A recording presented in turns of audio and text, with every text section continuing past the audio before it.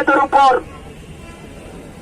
জগন্নাথ বিশ্ববিদ্যালয়ের সাংবাদিকদের উপর হামলার কারণে আমাদের তীব্র মনোবেদনা সৃষ্টি হয়েছে, আমাদের হৃদয়ে রক্তক্ষরণ হয়েছে। সেই লক্ষ্যে এই হামলার দিবসকে 14 মে এই বুধবারকে আমরা কালো দিবস হিসেবে ঘোষণা করছি, জগন্নাথ বিশ্ববিদ্যালয়ের কালো দিবস হিসেবে ঘোষণা করছি।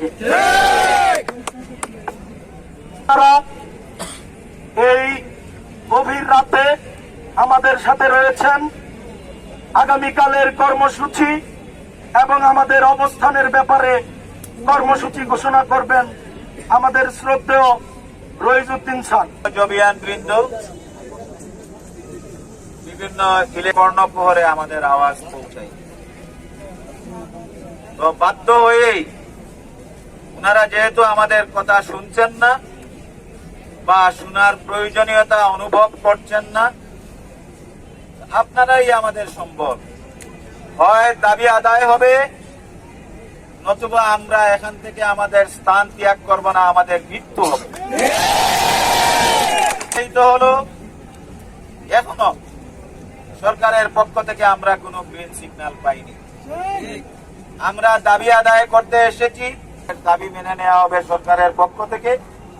তাৎক্ষণিকভাবে আমরা আমাদের এই কর্মসূচি সমাপ্ত করব, কিন্তু সেই দাবির ব্যাপারে যদি সুস্পষ্ট বক্তব্য না আসে ততক্ষণ পর্যন্ত আমাদের কর্মসূচি অব্যাহত থাকবে। কর্মসূচি সেটি আজকে রাত্রেও চলবে। এখানে জগন্নাথ পরিবারের সকল শিক্ষার্থী এবং শিক্ষক কর্মকর্তা কর্মচারীরা এখানেই আমরা রাত্রি যাপন করব। সকাল 10টায় জগন্নাথ বিশ্ববিদ্যালয়ের আমরা বর্তমান যে সমস্ত শিক্ষক কর্মকর্তা কর্মচারী এবং শিক্ষার্থীবৃন্দ আছি, আমরা তো থাকবই, পাশাপাশি আমাদের সাবেক যারা জবিয়ান আছে, আমরা আপনাদের মাধ্যমে আমরা কর্মসূচি ঘোষণা করছি। সাবেক এবং বর্তমানদের সমাবেশ হবে সকাল 10টায়। শিক্ষার্থী, শিক্ষক, কর্মকর্তা, কর্মচারী সবার